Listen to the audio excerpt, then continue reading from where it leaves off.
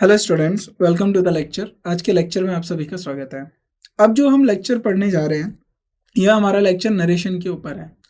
Narration हमारा grammar का बहुत इंपॉर्टेंट पॉइंट होता है। ये हमारे स्पीच से डील करता है। अब आपने नरेशन ना सुन के डायरेक्ट और इनडायरेक्ट स्पीचेस भी सुने होंगे, या फिर हम जिसे कहते हैं रिपोर्टेड स्पीचेज। वहीं से ये हमारा वर्ड कॉन्सेप्ट आया नरेशन। नरेशन के अंदर ही हम स्पीच पढ़ते हैं, जिनको हम बोलते हैं रिपोर्टेड स्पीच, जिसके अंदर डायरेक्ट और इनडायरेक्ट स्पीच पढ़ते हैं। जिसके अंदर हमारे क्या होता है, जो स्पीकर होता है वो कन्वे करता है एक अपना मीनिंग, या फिर हमें पता चलता है कि जो स्पीकर ने कन्वे किया वो हमारे थ्रू किसी और ने कन्वे किया। तो एक होता है डायरेक्ट स्पीच, डायरेक्ट जब स्पीकर आपसे बात करेगा, और एक होता है इनडायरेक्ट स्पीच, जब स्पीकर के थॉट या एक्सप्रेशन को आपको बताया जाएगा। राइट, तो अब हमें इस पूरे चैप्टर में यही डील करना है नरेशन के अंदर, कि किस तरीके से हम नरेशन में ये सारी चीज़ें कवर करते हैं। राइट, सो अब हम स्टार्ट करते हैं इनका बेसिक इंट्रोडक्शन से, कि नरेशन को हम ऑफनली क्या बोलते हैं, रिपोर्टेड स्पीच भी बोलते हैं, या फिर इनडायरेक्ट स्पीच। इसका मतलब क्या होता है, by which a speaker conveys, जो स्पीकर होता है हमारा, जो वक्ता होता है, वो कन्वेज करता है समवन एल्स वर्ड और थॉट, किसी और के थॉट को और मैसेज को। Right, this is different from direct speech. तो ये डायरेक्ट स्पीच से डिफरेंट क्या होता है? अब ये डायरेक्ट स्पीच से डिफरेंट कैसे होगा? क्योंकि where the exact words of original speakers are quoted. तो जो डायरेक्ट स्पीच में क्या होता है कि जो ओरिजिनल वर्ड्स होते हैं ना स्पीकर के, वो कोट किए जाते हैं। राइट, तो हम वही डायरेक्ट नरेशन और इनडायरेक्ट नरेशन। तो अब हम डायरेक्ट नरेशन को समझते हैं। डायरेक्ट नरेशन को हम इन डायरेक्ट स्पीच भी बोलते हैं। राइट, तो नरेशन के लिए हमने डायरेक्ट स्पीच, नरेशन के अंदर हमारा क्या हो गया, रिपोर्टेड स्पीच हो गया, जिसके अंदर डायरेक्ट और इनडायरेक्ट स्पीच हो गया। अब डायरेक्ट नरेशन के अंदर क्या होता है, डायरेक्ट नरेशन को हम डायरेक्ट स्पीच भी करते हैं, स्पीच भी बोलते हैं, जिसमें क्या होता है कि जो हमारे वर्ड्स होते हैं, in a way of conveying the exact word, the same word जो हमारे पर्सन के द्वारा या स्पीकर के द्वारा बोले जाते हैं, हम उन्हीं वर्ड्स को कन्वे करते हैं। तो it gives a first hand account of what was said. तो ये हमें पहले बताता है कि क्या बोला गया है, providing a vivid sense of speakers expression. Vivid का मतलब ब्रीफ सेंस, यानी हमें डिस्क्राइब सेंस बता दिया जाता है स्पीकर के एक्सप्रेशंस का, यानी जो स्पीकर्स ने क्या थॉट लिया है। तो डायरेक्ट नरेशन हम कहाँ यूज़ करते हैं? डायरेक्ट नरेशन हम स्टोरी टेलिंग में यूज़ करेंगे, कन्वर्जेशन में यूज़ करते हैं, न्यूज़ रिपोर्टिंग में यूज़ करते हैं, और बहुत सारे कॉन्टेक्स्ट है जहाँ पर हम डायरेक्ट नरेशंस को यूज़ करते हैं, जहाँ पर रीडर और लिसनर होता है। राइट, टू अलाउ रीडर और listener to hear the original speaker's voice. तो जहाँ पर ओरिजिनल स्पीकर की वॉइस को सुना जाता है रीडर्स के द्वारा या लिसनर्स के द्वारा, वहाँ पर हम डायरेक्ट नरेशन का यूज़ करते हैं। अब डिटेल्ड एक्सप्लोरेशन करते हैं, हम डिटेल जानकारी लेते हैं डायरेक्ट नरेशन के बारे में क्या होता है। तो सबसे पहली बात, पंक्चुएशन और फॉर्मेटिंग क्या होता है। तो पंक्चुएशन क्या होता है? पंक्चुएशन हम मार्क्स को बोलते हैं। हम इंग्लिश में बहुत सारे मार्क्स लगते हैं, इन्वर्टेड कॉमास, इंटरजेक्शन साइंस, तो इन सारे इनको हम पंक्चुएशन की कैटेगरी में डालते हैं। तो quotation marks are use to enclose the exact words for the speaker. तो हम यहाँ पर क्या यूज करते हैं? कोटेशन मार्क्स यूज करते हैं, जिसमें हमारे जो एग्जैक्ट वर्ड दो स्पीकर के द्वारा बोले गए हैं उनको इनक्लोज करने के लिए, या ये बताने के लिए कि यही एज इट इज लाइन जो है हमारे स्पीकर ने बोली गई है। फॉर एग्जाम्पल के तौर पे हमने आगे लिखे हैं, if a direct speech is broken up by information about who is speaking, this can be affect punctuation. या जो भी डायरेक्ट स्पीच है, अगर वो किसी इंफॉर्मेशन के द्वारा तोड़ दी जाती है, तो वो क्या करेगा, वो पंक्चुएशन को इफेक्ट करेगा। For example, I am tired, तो ये एज इट इज हमारा क्या स्पीकर ने बोला होगा, ही सेड। तो उसने क्या बोला? उसने यही बोला, आई एम टायर्ड। उसने ये नहीं बोला कि ही वॉज टायर्ड, तो उसने बोला आई एम टायर्ड, मैं थका हुआ। तो अब ये जो इन्वर्टेड कॉमास के अंदर आप देख रहे हो ना, ये एज इट इज जो वर्ड्स हैं स्पीकर के वो है, and I want to go to the bed. तो उस हमारे जो स्पीकर है उसने क्या बोला, I am tired and I want to go to the bed. Right, now accuracy. Indirect indirect नहीं, in direct narration it is essential to reproduce the speaker's word exactly as they were said। तो direct जो हमने speech पढ़ा, direct narration के अंदर हम as it is जो words होते हैं हमारे स्पीकर्स को, उन्हीं को प्रोड्यूस करेंगे। इवन ग्रामेटिकल एरर्स और idiosyncrasies in speech should be accurately reported, चाहे उसमें ग्रामेटिकल एरर हो या कुछ और हो। Direct speech often include dialogues like, जैसे सेड, जहां पर जैसे डायरेक्ट स्पीच में क्या आ सकता है, said, asked, yelled, whispered, etc. to indicate that speaker and sometimes to convey the tone and mood of the speaker. तो क्या indicate करते हैं ये लोग? जब हम sad, asked, yelled और whispered को use करते हैं, ये indicate करते हैं हमारे speaker के tone को और mood को, right? I don't understand this, Mary said. तो मैरी ने क्या कहा? हूबहू यही बोला कि I don't understand this, right? Exclamation and question marks. These are placed inside the question marks when they are the part of the original speaker words. तो जब भी अगर वो पार्ट होंगे हमारे ओरिजिनल स्पीकर वर्ड्स के तो हम क्वेश्चन मार्क को अंदर ही प्लेस करेंगे या फिर एक्सक्लेमेटरी साइन को भी हम अंदर प्लेस करेंगे. For example, how are you, she asked, उसने पूछा कि आप कैसे हो. I can't believe it, he explain, right, he exclaimed. तो ये एग्जैक्टली जो आप कोट कर रहे हो ना, ये how are you, I can't believe it, I can't, I don't understand this, तो ये एग्जैक्टली ये हमारे स्पीकर के वर्ड्स हैं.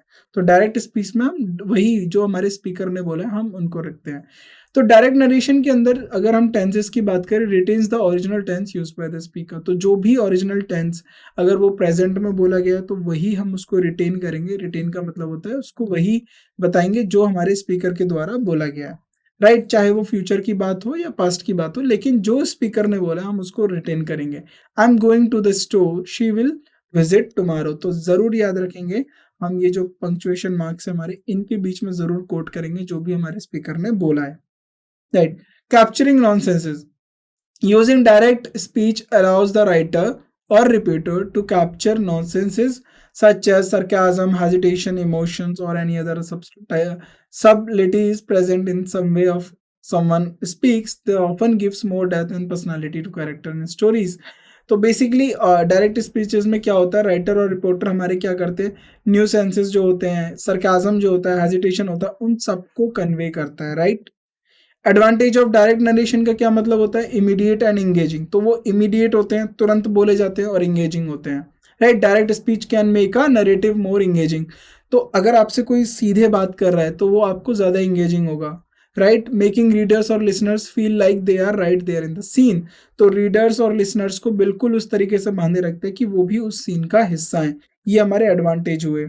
कैरेक्टर डेवलपमेंट का एडवांटेज होता है. इन literature direct speech can reveal a lot of about characters, personality, background and current state of mind. तो ये क्यों पढ़ाया जा रहा है आपको डायरेक्ट रूल्स ना बता के, ताकि आप फेमिलियर हो कि डायरेक्ट स्पीच होती क्या है, अगर वो क्यों ज़रूरी होती है, और फिर इनडायरेक्ट स्पीच क्या होती है, वो क्यों ज़रूरी होती है. जब आपको ये चीज़ें पता चल जाएंगी तब आप इनका कन्वर्जन कर सकते हो, डायरेक्ट इनडायरेक्ट का.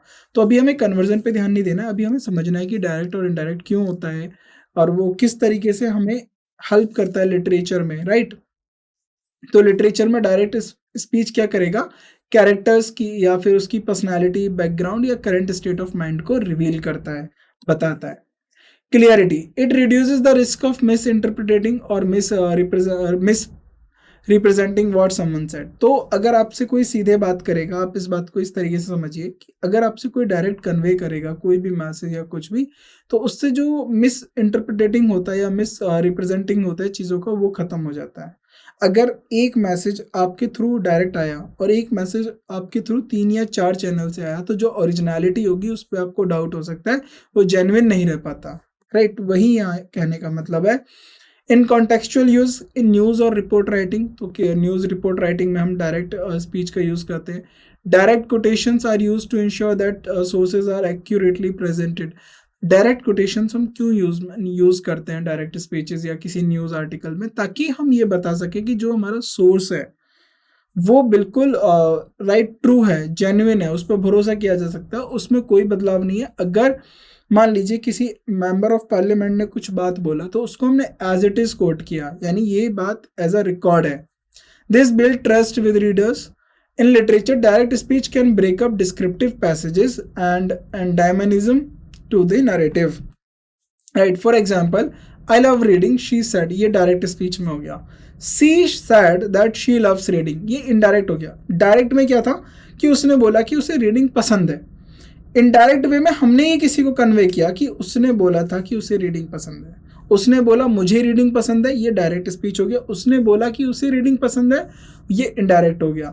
तो राइट, जब डायरेक्ट स्पीकर आपसे कन्वे करेगा तो अब आप इस तरीके से बात करेंगे, डायरेक्ट आप स्पीकर्स के वर्ड को कोट करेंगे. लेकिन जब आप उसको अपनी तरफ से प्रेजेंट करेंगे, हम उसको इनडायरेक्ट स्पीच में बात करते हैं, राइट। अब आता है हमारा इनडायरेक्ट नरेशन क्या होता है। Indirect narration also referred as to be reported speech और इनडायरेक्ट स्पीच। तो इनडायरेक्ट नरेशन को हम क्या बोलते हैं, रिपोर्टेड स्पीच भी बोलेंगे या इनडायरेक्ट स्पीच भी बोलेंगे। Involves conveying what someone has said without quoting their exact word। तो हम इसमें सिर्फ ये कन्वे करते हैं कि किसी ने क्या बोला है, उसके एग्जैक्ट वर्ड्स को कॉपी नहीं करते हैं। डायरेक्ट में हम उनके एग्जैक्ट वर्ड को कॉपी करते थे, कन्वे करते थे, लेकिन इनडायरेक्ट में हम उनके एग्जैक्ट वर्ड्स को कॉपी और कन्वे नहीं करेंगे। हम अपने शब्दों में बताएंगे कि हमारे जो स्पीकर था उसने क्या बोला है, क्या उसका स्टांस रहा है, right.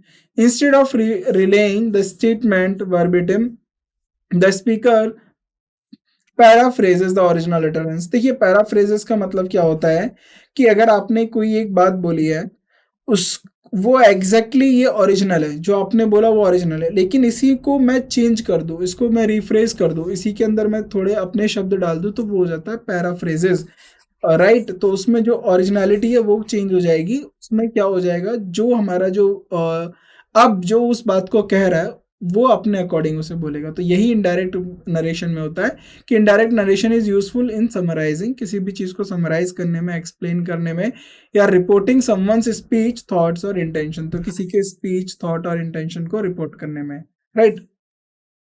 Detail exploration of indirect narration के बारे में पढ़ते हैं, पंक्चुएशन एंड फॉर्मेटिंग। तो अनलाइक डायरेक्ट स्पीच में हमें इन्वर्टेड कॉमर्स चाहिए, तो उनके बीच में हम अपनी बात को रखते थे कि ये ओरिजिनल बात है जो स्पीकर ने बोला है। इनडायरेक्ट स्पीच में हमें रिक्वायरमेंट नहीं होती है कोटेशन मार्क्स की around the reported, right. No need for a new line और separate paragraph for each new instance in of the indirect speech.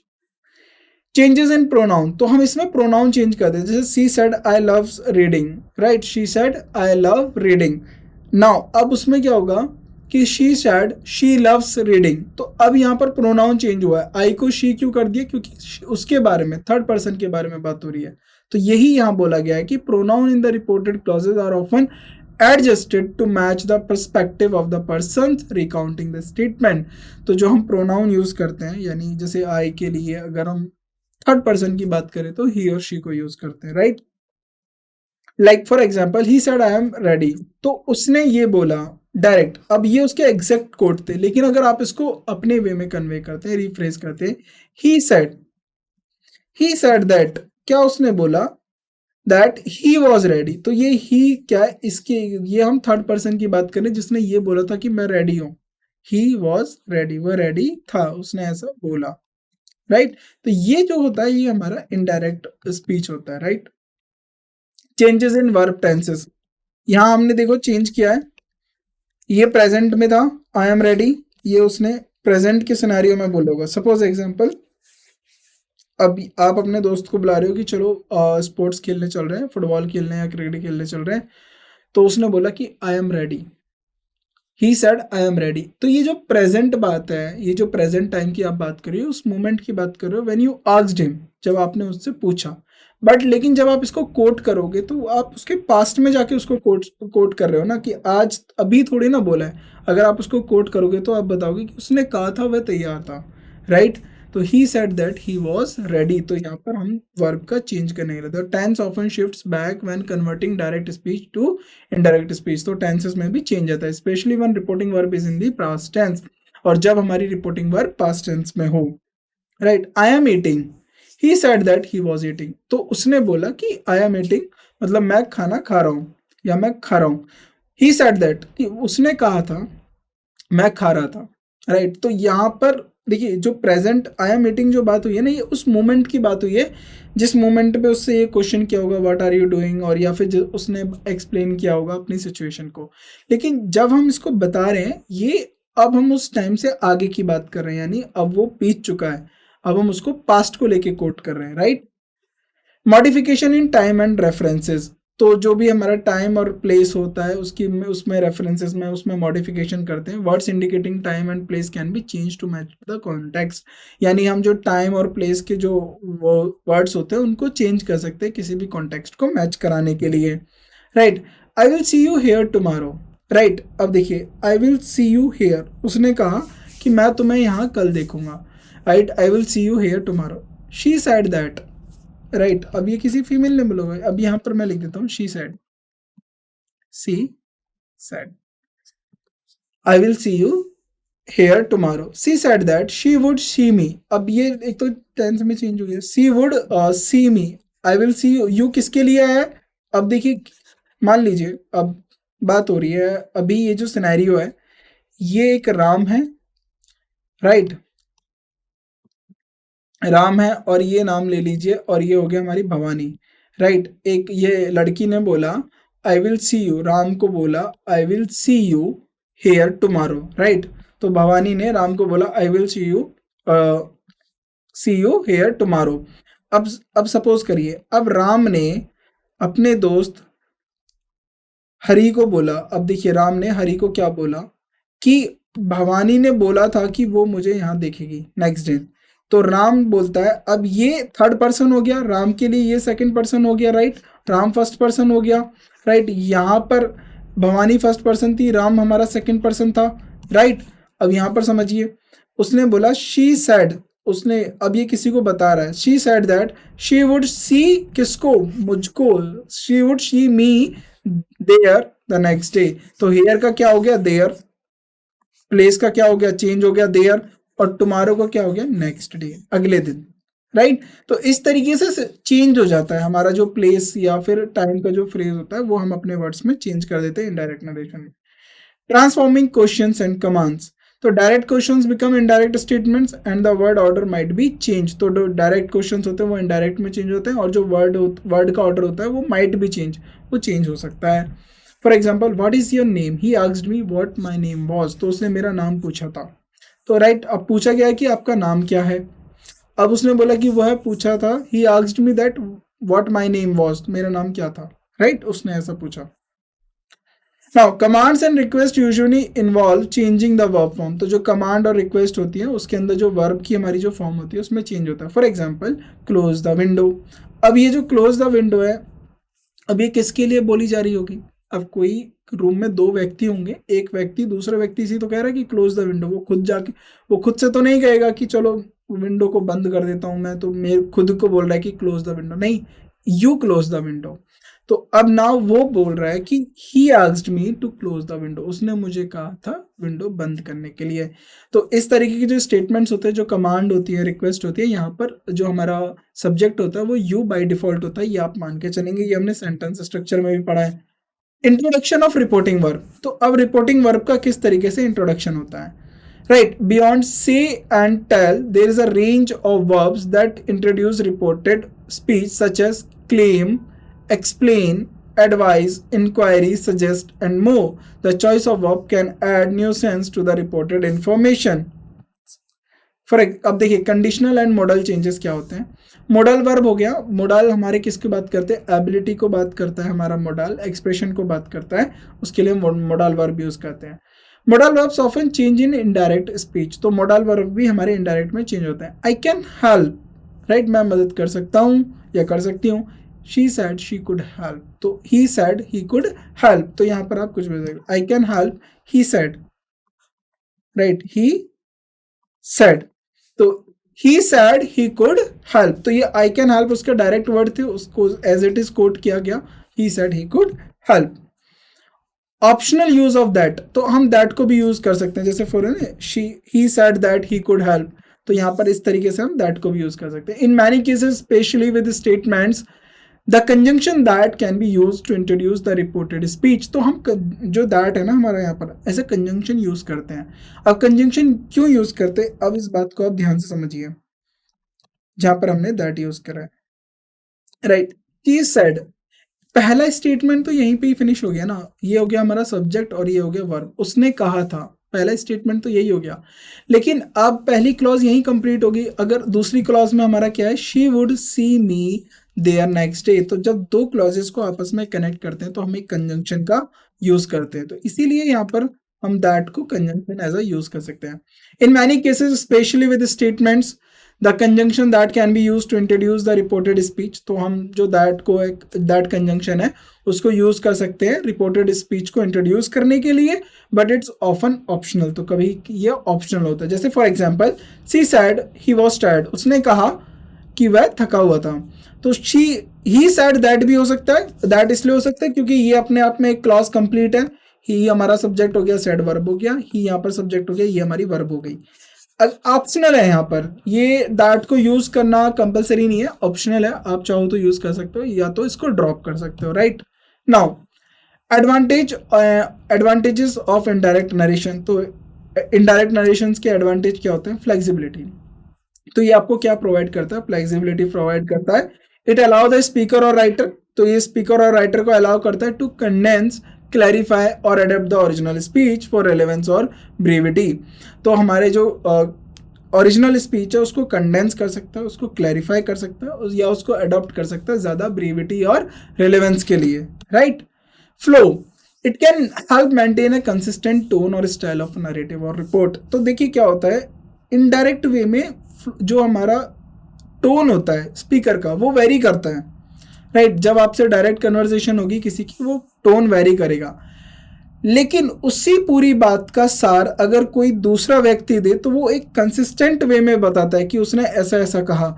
लेकिन जब उसको वो व्यक्ति बता रहा होता है जिसने वो बात को कोट किया है, तो शायद वो किसी बात पे हाई पिच में भी हो सकता है, लो पिच में भी हो सकता है, किसी पे उदास हो सकता है, किसी पे गुस्सा हो सकता है, लेकिन जब ये किसी और के थ्रू बताई जाती है वो इनकंसिस्टेंट जो टोन होती है वो मेंटेन होती है। तो it can help maintain a consistent tone और स्टाइल इन नरेटिव और रिपोर्टिव। तो नरेटिव और रिपोर्ट में जो हमारी टोन है वो कंसिस्टेंट होती है। अवॉइडेंस ऑफ रिपीटेटिव लैंग्वेज, तो जो रिपीटेटिव लैंग्वेजेस होती हैं उसको अवॉइड करता है, यानी जो रिपीटेटिव का मतलब होता है जो बार बार रिपीट हो रहा है उसको अवॉइड करेगा और पूरे बात को कन्वे करेगा, एक सार के तौर पे बताएगा। When a lot of dialogue or information is being conveyed, indirect speech can prevent a text from being bogged down with too many quotations marks and interrupted flows। तो बहुत ज़्यादा, अब कोटेशन मार्क का मतलब क्या हो गया कि बार बार हमें यहाँ बताना पड़ेगा कि ये ओरिजिनल वर्ड्स हैं स्पीकर के। देखिए डायरेक्ट में पता है क्या होता है, जब आप न्यूज़ राइटिंग करते हो तो कोई बड़ा व्यक्ति, कोई बहुत बड़ा व्यक्ति, कोई प्राइम मिनिस्टर, कोई प्रेसिडेंट, चीफ मिनिस्टर, अगर वो कोई बात कहते हैं तो न्यूज़ दो तरीके से आती हैं। एक तो उनकी बात का सार निकाल के आ जाता है कि उनके कहने के माध्यम से उनके जो उन्होंने जो कहा उसके ये मीनिंग हो सकते हैं, या फिर रीडर पे छोड़ दिया जाता है कि रीडर या लिसनर उसका क्या मीनिंग निकालेगा, वो उस पे है। तो उसको कन्वे कैसे करेंगे, वो एग्जैक्टली उनके वर्ड्स को कोट कर देते हैं कि उन्होंने ऐसा ऐसा बोला है, ये उनके वर्ड्स है। अब आपके ऊपर है कि आप इस बात को किस तरीके से सोचें। वहां पर हमें फ्रीडम मिलती है डायरेक्ट स्पीच में कि जब हमें कोटेड वर्ड्स जो ओरिजिनल वर्ड्स होते हैं वो हमें पता रहते हैं और हम अपने तरीके से उसको समझने का प्रयास करते हैं। लेकिन अगर कोई उनको समझाने का प्रयास करेगा तो वो जो हमारा जो पर्सन होता है जो दूसरे व्यक्ति के कोटेड वर्ड्स को आपको प्रेजेंट कर रहा है तो वो उसमें रिफ्रेज करता है। राइट, तो यही एक फ़र्क हो जाता है डायरेक्ट और इनडायरेक्ट स्पीच में। तो याद रखिएगा डायरेक्ट स्पीच में क्या होता है, आपका जो वर्ड्स आपके कोटेड होते हैं। तो डायरेक्ट अगर मैं स्पीच बोलूं तो इसमें ओरिजिनल शब्द मिलेंगे, ओरिजिनल थॉट्स, ओरिजिनल वर्ड्स मिलेंगे। इनडायरेक्ट वे में क्या मिलेगा, इनडायरेक्ट स्पीच में क्या मिलेगा, अब इसमें मॉडिफाइड होगा, यानी इसको मैं कह सकता हूं मॉडिफाइड। राइट, तो इस तरीके से चीज़ों में बदलाव होता है डायरेक्ट और इनडायरेक्ट वे में। बाकी इनके जो कॉन्टेक्चुअल यूज क्या होता है, in literature indirect narration helps in smoothly integrating a characters words into the narrative flow. अगर हम लिटरेचर की बात करें तो जो हमारा इनडायरेक्ट नरेशन होता है वो किस तरीके से हेल्प करता है, किसी भी कैरेक्टर को वो नरेटिव के फ्लो में लाने में एडजस्ट करता है। राइट, और जर्नलिज्म में बात करें, it is employed when the exact phrasing isn't it as critical as general information being conveyed. तो अगर वो इतनी क्रिटिकल नहीं है, अगर हमें जर्नल इन्फॉर्मेशन कन्वे करना है तो हम उसको रिफ्रेज करके जर्नलिज्म में दे देते हैं। राइट, अगर यही बात है, अगर वो किसी सामान्य व्यक्ति ने या किसी बड़े व्यक्ति ने ऐसी बात बोला है तो उसको हम कोट करते हैं उनको डायरेक्ट वर्ड्स में लिखने के लिए। अगर हम किसी को रिफ्रेज करना हो या हमें उसका सार बताना हो तो हम इनडायरेक्ट स्पीच में यूज करते हैं। For example, she loves chocolate, अब ये हो गया direct, she loves chocolate. He said that, उसने ऐसा कहा कि उसे चॉकलेट पसंद है, शी लव्स चॉकलेट। राइट, बाकी जो कॉन्सेप्ट है इनके डायरेक्ट इनडायरेक्ट के नरेशंस को कैसे चेंज करना है, क्या हमारे मेथड होने चाहिए चेंज करने के, वो हम नेक्स्ट क्लास में करेंगे, वो हमारे एग्जाम में हेल्प करता है। लेकिन अभी इस वाले जो पार्ट में हमने जो डिस्कस किया वो याद रखना है कि डायरेक्ट का आप अब एक होमवर्क देखिए, आपको डायरेक्ट स्पीच के यूज लिखने हैं, कहाँ पे यूज होते हैं, और इनडायरेक्ट स्पीच के यूज लिखने हैं। तो आप कोई भी न्यूज आर्टिकल उठाइए, चाहे वो इंग्लिश ही उठाइए, हिंदी मत उठाइएगा, इंग्लिश का हो, क्योंकि आर्टिकल दोनों में डायरेक्ट इनडायरेक्ट दोनों, हिंदी और इंग्लिश दोनों में आते हैं। तो कोई भी ऐसा एक फ्रेज पढ़िए जहाँ पर डायरेक्ट स्पीच हो, और कोई एक ऐसा फ्रेज पढ़िए या पैराग्राफ पढ़िए जहाँ पर इनडायरेक्ट स्पीच हो, तब आपको दोनों में थोड़ा अंतर दिखेगा, क्योंकि लिखने की स्टाइल बदल जाता है। क्योंकि डायरेक्ट स्पीच में हम छेड़खानी नहीं कर सकते। अगर किसी व्यक्ति ने किसी की बात को बोला है तो उसको एज इट इज ही हम लिखेंगे, जैसा उसने उसको प्रेजेंट किया है या जैसा उसने उस बात को अपने शब्दों में कहा है। लेकिन अगर इनडायरेक्ट स्पीच की बात करेंगे तो इसमें हम थोड़ा फ्रीडम लेंगे, क्योंकि हम इसमें एक सार बताएंगे। अब पूरे 2.5 घंटे की स्पीच को अगर आपको बोला जाए लिखने के लिए, तो आप एज इट इज पूरा उसका ट्रांसक्रिप्ट लिखेंगे, या फिर इनडायरेक्ट स्पीच में लिखेंगे। क्या करेंगे, इनडायरेक्ट में क्या करेंगे, उस पूरी बात को समझ लेंगे, और समझने के बाद उसमें क्या सार था वो आप उसको बता देंगे, राइट। और दूसरा, टोन का डिफरेंस होता है। जब स्पीकर बोल रहा होता है उसकी टोन ऊपर नीचे होती है, वो एम्फसाइज करता है अपनी बात को लेके। इनडायरेक्ट स्पीच में एम्फसाइज नहीं होता है, इनकंसिस्टेंसी रहती है इनडायरेक्ट में, कि एक तरीके से बात शुरू होगी, एक पॉइंट से दूसरे पॉइंट पे आके बात खत्म हो जाएगी। तो इनका डिफरेंस पढ़िए। जब आप डिफरेंस अच्छे से समझ लेंगे ना, फिर कन्वर्जन में मजा आएगा आपको, फिर आप अच्छे से कन्वर्ट कर लेंगे डायरेक्ट से इनडायरेक्ट, इनडायरेक्ट से डायरेक्ट में। तो कन्वर्जन का तभी मजा आता है जब आपको पता हो, क्लियरिटी हो कि डायरेक्ट का यूज क्या है, डायरेक्ट क्यों पढ़ रहे हैं हम लोग, और कहाँ देखने को मिल रहा है। अगर आप अपने दोस्त से बात कर रहे हो तो वो डायरेक्ट है। अब एक और तरीका समझिए, आपके दोस्त ने आपके तीसरे एक दोस्त के बारे में बताया, उसके बारे में कोई जानकारी दी कि यार उसने ऐसा ऐसा बोला था, वो इनडायरेक्ट है। अगर वो व्यक्ति आपसे आके बोलेगा वो डायरेक्ट हो जाएगा, या फिर वो उसके एग्जैक्ट वर्ड को कोट करेगा, वो डायरेक्ट हो जाएगा। तो जैसे ये आप अपने डे टू डे लाइफ में देख सकते हैं, बहुत इजी है डायरेक्ट इनडायरेक्ट स्पीच को समझना। बाकी नेक्स्ट पार्ट में हम इनके रूल्स और रेगुलेशंस को पढ़ेंगे, किस तरीके से हम इनको कन्वर्जन को चेंज करते हैं, क्या हमारे ग्रामेटिकल से क्या, किस हमें वर्ब को क्या ध्यान में रखना होता है, नाउन प्रोनाउन सब्जेक्ट में कैसे चेंज होता है। बाकी हम नेक्स्ट क्लास में डिस्कस करते हैं। Thank you for this class. Thank you.